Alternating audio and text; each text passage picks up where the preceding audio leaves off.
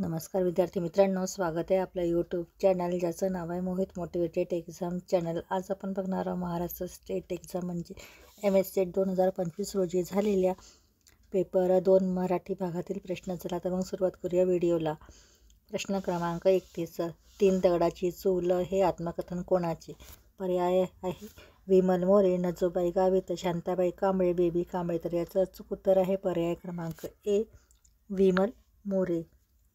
प्रश्न क्रमांक 32, झिमपुरी झिम ही कादंबरी कोणाची आहे? पर्याय दिले आहेत दासू वैद्य, भास्कर चंदन शिव, बालाजी इंगळे, जगदीश कदम। तर याचं अचूक उत्तर आहे पर्याय क्रमांक सी, भास्कर चंदन शिव।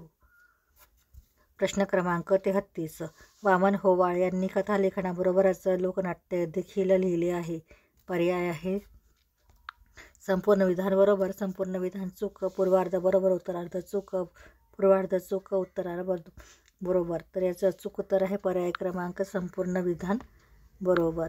प्रश्न क्रमांक 34, हाणला कोयत्या झालो मास्तर हे आत्मकथन कोणाचे आहे? पर्याय आहे सुभाष शेळके, शरणकुमार लिंबाळे, बाबूराव गायकवाड, भीमराव गस्वी। तर याचं अचूक उत्तर आहे पर्याय क्रमांक ए, सुभाष शेकडे। प्रश्न क्रमांक 35, राघववेळ ही कादंबरी कोणाची? पर्याय आहे ए वासुदेव, बी रणजित देसाई, सी नामदेव कांबळे, डी भीमराव वाकचौरे। तर याचं अचूक उत्तर आहे पर्याय क्रमांक सी, नामदेव कांबळे। प्रश्न क्रमांक 36, 72 मैल या कलाकृतीचे लेखक कोण? पर्याय आहे ए महावीर जोंगळे, बी वामन होवाळ, सी भारत सासने, डी अशोक भटकर। तर याचं अचूक उत्तर आहे पर्याय क्रमांक डी, अशोक भटकर।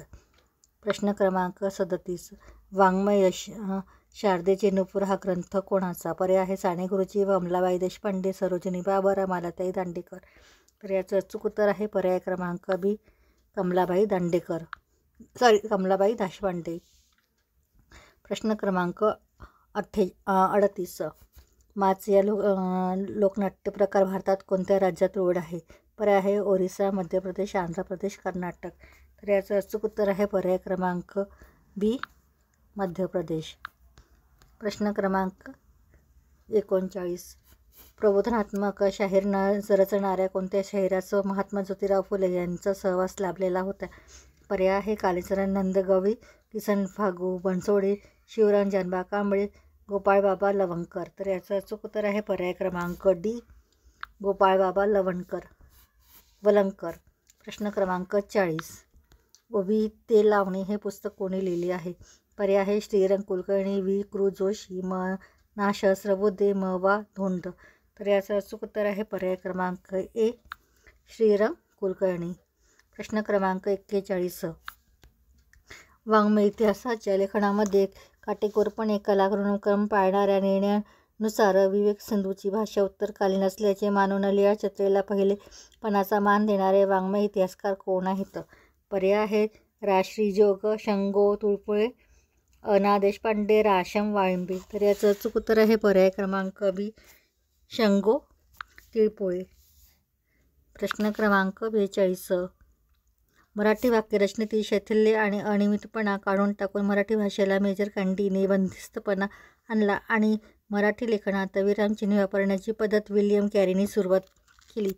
पर्याय आहे संपूर्ण विधान बरोबर, संपूर्ण विधान चूक, पूर्वार्ध बरोबर, उत्तरार्ध चूक, पूर्वार्ध चूक, उत्तरार्ध बरोबर। तर याचं अचूक उत्तर आहे पर्याय क्रमांक सी, पूर्वार्ध बरोबर, उत्तरार्ध चूक। प्रश्न क्रमांक 43, कथाकल्पतरू या मूळ संस्कृत ग्रंथावरून त्याच नावाचा मराठी पौराणिक ग्रंथ कोणी रचला? पर्याय आहे कृष्ण याज्ञवल्क्य, निरंजन माधव, आनंद तनय, विरचित सुरतकाशी। तर याचं अचूक उत्तर आहे पर्याय क्रमांक ए, कृष्ण याज्ञवल्क्य। प्रश्न क्रमांक 44, राग दारीवार लावण्य रचणारा मराठी शाहीर कोण आहे? पर्याय आहे अंतफंदी, प्रभाकर, रामजोशी, होणाजी। तर याचं अचूक उत्तर आहे पर्याय क्रमांक डी, होणाजी बाळा। या पुढील प्रश्न आपण पुढील भागात बघणार आहोत। व्हिडिओ आवडल्यास व्हिडिओला लाईक करा, कॉमेंट्स करा, जास्तीत जास्त व्हिडिओ शेअर करा आणि चॅनलला सबस्क्राईब करायला विसरू नका।